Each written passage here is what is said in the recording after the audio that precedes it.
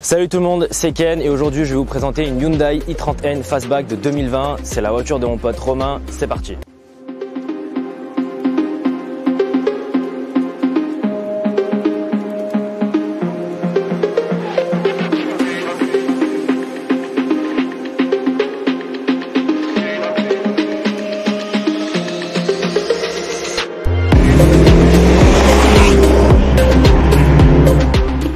Salut Romain. Salut Ken. Alors je vous présente mon frérot de Lyon, donc ça fait à peu près maintenant 1 an et demi, 2 ans qu'on se connaît à peu près. T'es venu chez Night Shift avec une Honda Civic FK8, c'est ça? FK7. FK7, pardon, oh là là, moi j'ai une J9, après moi ça s'arrête. Du coup là on va vous présenter donc sa voiture, je te laisse nous la présenter. On va commencer par la partie esthétique parce que malheureusement il n'y a pas de modification au moteur. Pas encore. Parce que ça sert à rien, de toute façon t'es dans le rétro, donc vas-y. Exactement. Donc c'est une Hyundai i30N Fastback de 2020.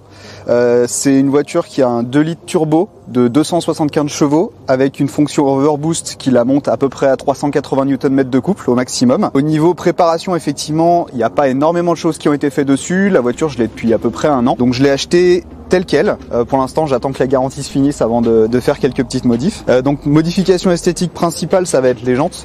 Donc c'est des jantes Sparco Gara qui sont en 19 pouces, si je dis pas de bêtises, qui sont en 8,5 de large. J'ai vu beaucoup de répliques. Celle-ci, c'est des vrais. C'est des vrais Sparco, tout à fait. Ok, d'accord. Et c'est quoi la couleur des jantes du coup? C'est un espèce de bronze, anthracite? Non, je sais pas. Officiellement, ouais, officiellement c'est bronze. Ok. Il n'y a pas de couleur spécifique pour les jantes.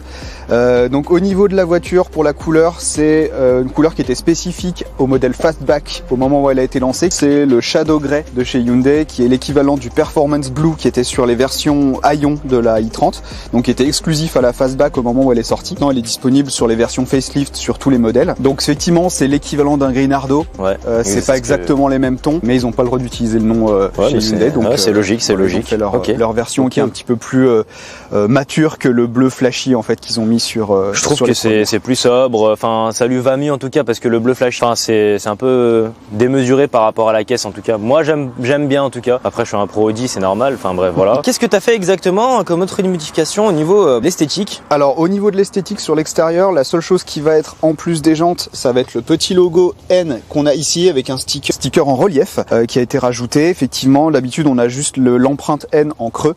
Ok. Il n'y a pas de sticker dessus. Si au niveau de l'esthétique, on va avoir tout ce qui est badge en noir et le juste ici là. Ouais, du coup ça tu l'as pris chez mes cousins ou? Eh ben même pas, non, c'est un site officiel Hyundai en Allemagne qui vend ça. Je peux pas dire. Si? Combien? 100? 200? Non, un peu moins. Non, ça fait 50 à peu près, 50 € pour les deux badges avant arrière.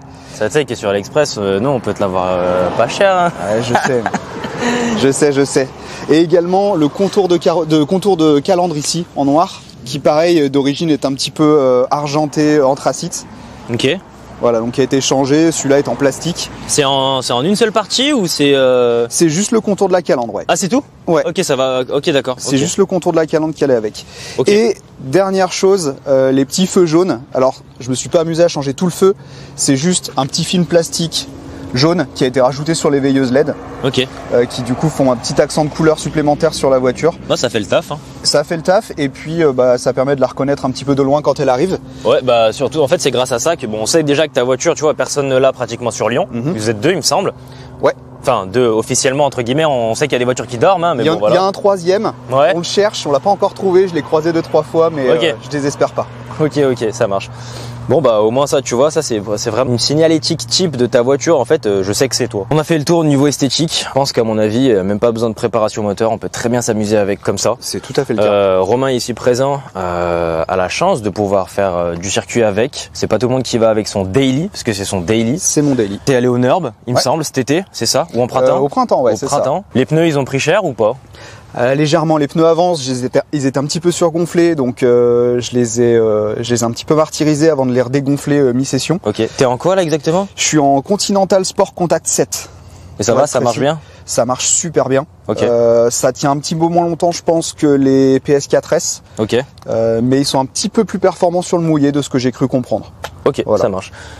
Eh ben écoutez, là on va aller faire le test routier. Là il y a plusieurs choses qu'on doit faire. Donc il y a l'érupteur, il y a le launch control également qu'on doit faire, et puis bah essai routier tout simplement. Je vais mettre ma caméra 360. On se retrouve dans la voiture. À toutes.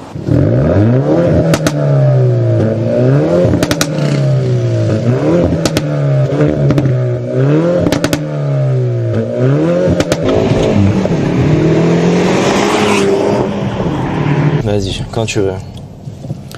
Les fenêtres, on a tout. Ouais, on est bon. Oh putain. Wow.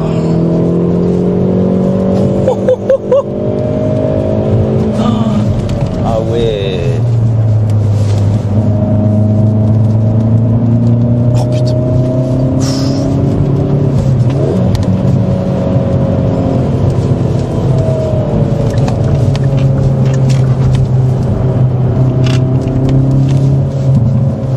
Putain. J'ai baissé un siège pour que tu entendes un peu mieux le... Ah ouais, j'ai vu ça là. Oh putain, incroyable.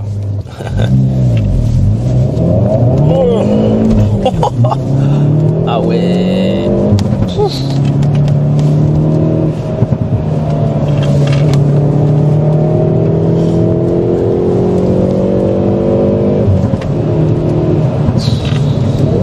Incroyable. Ça décolle d'un coup, hein. C'est fou. Bah, le turbo est très plein, ouais. Oh putain.